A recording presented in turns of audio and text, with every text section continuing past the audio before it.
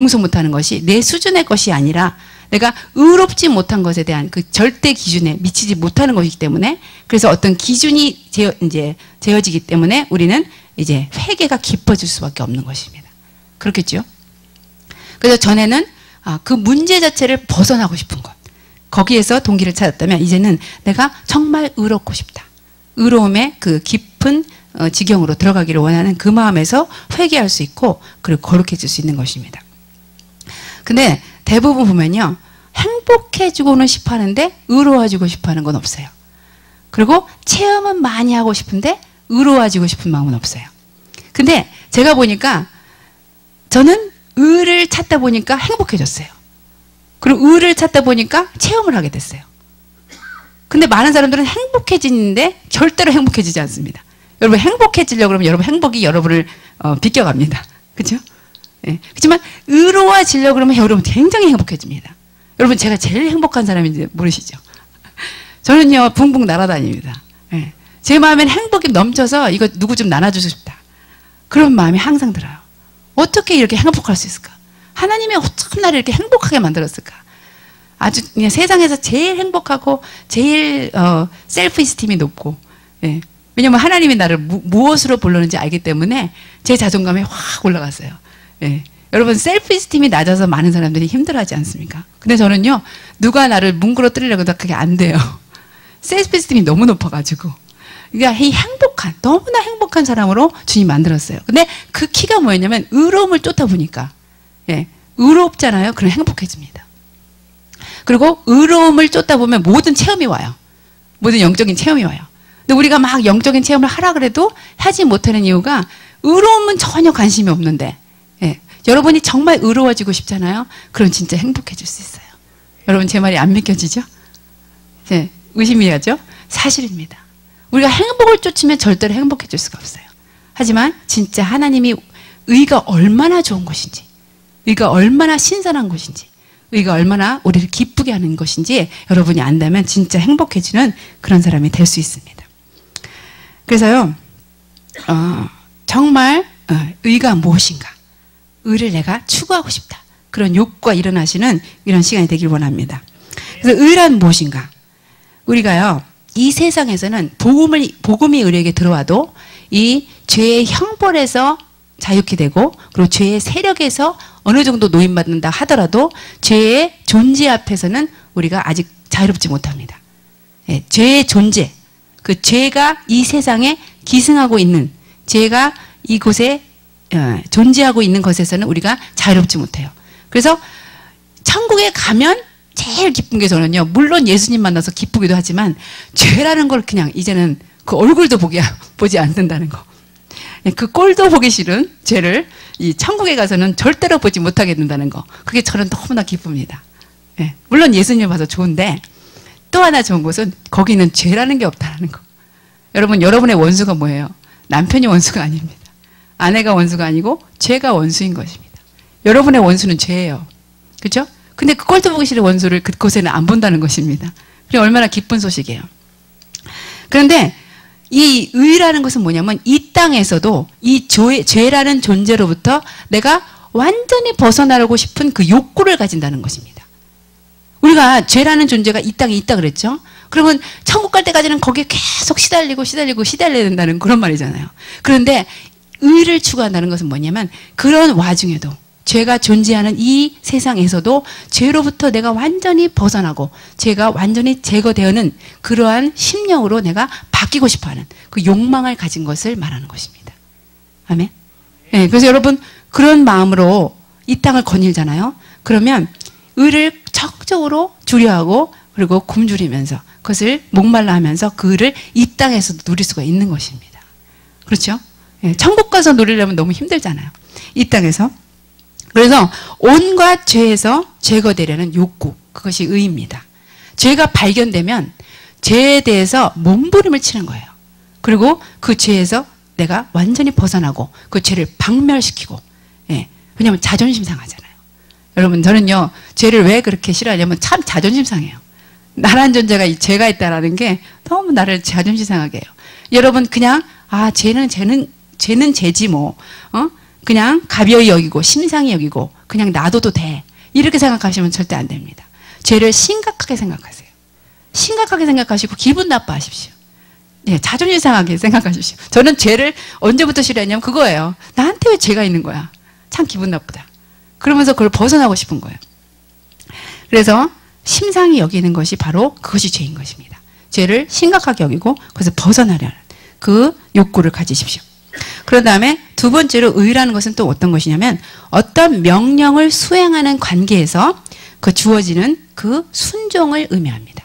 어떤 명령이 주어지면 그 명령에 일치하는 그런 그 순종이 따라야 되잖아요. 그것이 바로 의예요. 그래서 성경에서 참 우리가 제일 듣기 싫어하는 말이 순종이란 말이에요. 저는 정말 기독교인이 되고 나서 제일 듣기 싫었던 말이 순종이란 말인 것 같아요. 왜냐하면 저는 불순종의 영으로 가득 찼던 사람이기 때문에 순종하라는 말이 제일 듣기 싫었어요. 근데 제가 대학부 다닐 때 권사님이 매일 설교가 순종인 거예요. 매일 설교가 두 가지야. 딱 하나는 분별하라. 분별 그렇게 하라. 영적 분별력이 필요하다. 이 시대는 영적 분별력이 필요하다. 그 얘기 하나 하고 쉬고요. 또 두 번째는 순종이에요. 아무튼 귀가 따갑게 들었어요. 근데 왜 그렇게 순종이 중요한지를 그때는 몰랐는데 성경에서 의가 무엇인가?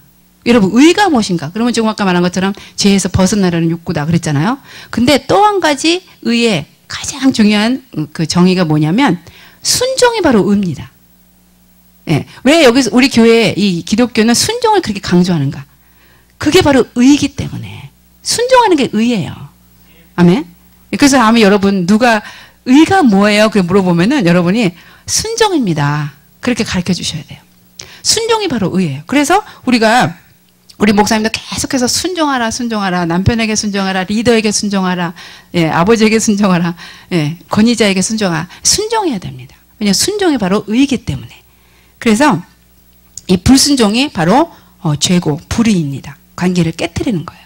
근데 저는 처음 이 불순종으로 영으로 충만한 걸 내가 어떻게 알게 됐냐면 내가 그렇게 청개구리 영이 있었어요.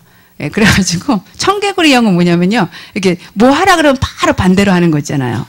그 영으로 충만해 있었어요. 근데 저는 그게 잘나서 그런 줄 알았어요. 그랬더니 알고 보니까 이렇게 사람들을 보니까 제가 이제 파악을 한 거예요. 어설프게 똑똑한 사람들이 이게 다 있어요. 똑똑한데 알고 보니까 어설프게 똑똑해. 그런 사람들은 다 자기가 잘났다고 하다가 청개구리 영으로 빠지더라고요. 이게 발견한 것입니다. 그래서 보면요, 기독교인 중에서도 참 그 문제야, 정말 제가 문제였습니다. 문제야가 뭐냐면 어설프게 똑똑한 거예요. 아주 똑똑해버리면 좋은데 어설프게 똑똑해갖고 이것도 아니고 저것도 아니다가 청개구리 영으로 빠지게 되는 것입니다. 제가 그랬어요. 그래갖고 아버지가 무슨 말하면 바로 반대로 하고 아버지가 미국 유학 가지 말라는데 꼭 오고 예, 이런 식으로 아주 반대적으로 했어요.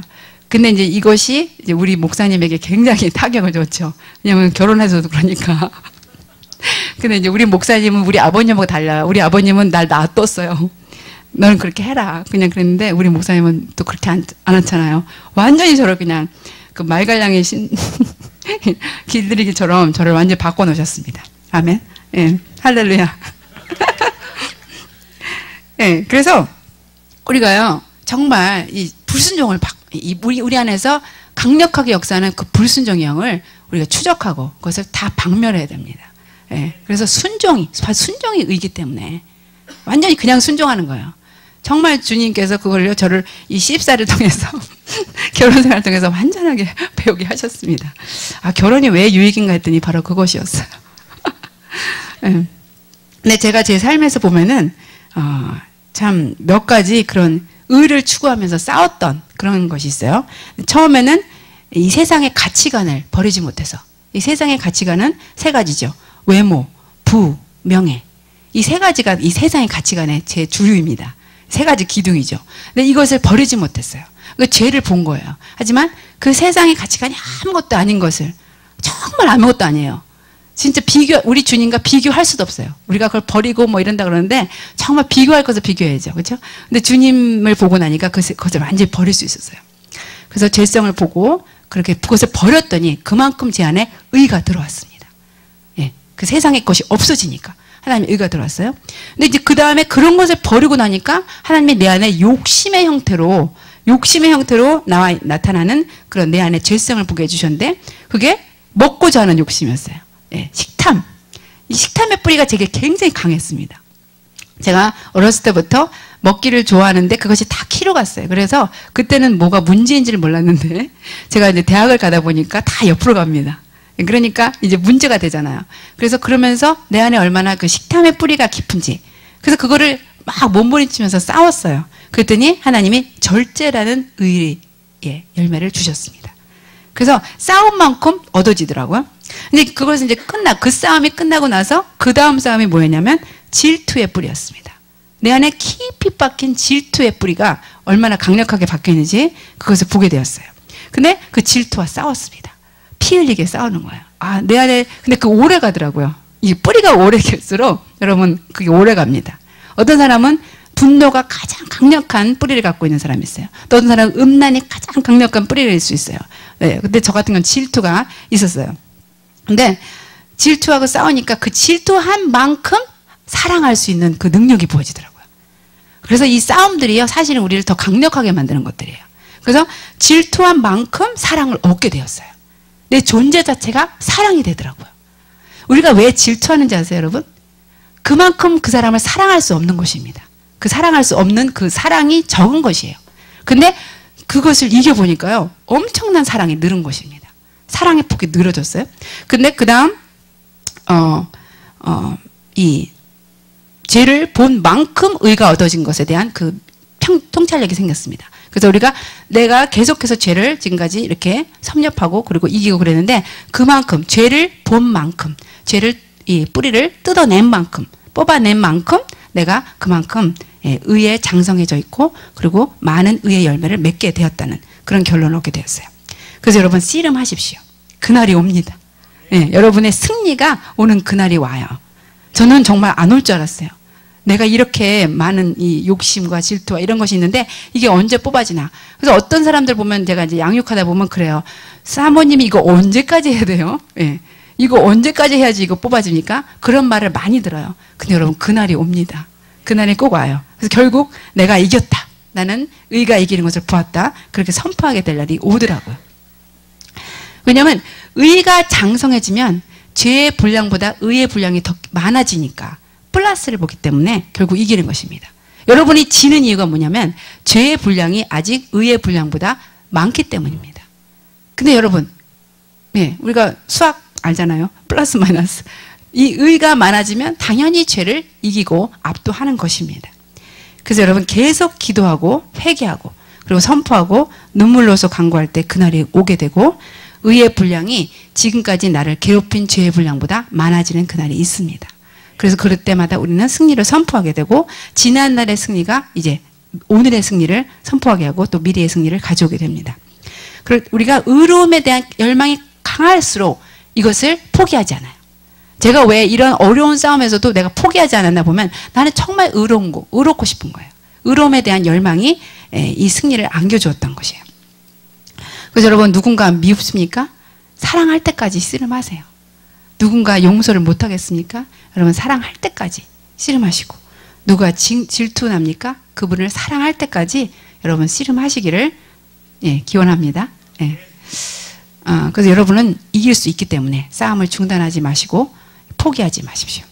그럴 때 여러분 습관적인 죄악들, 고범죄, 자범죄라 그러죠. 그런 죄악들, 그래서 알고도 짓는 그 모든 죄에서 여러분이 자유할 수 있습니다.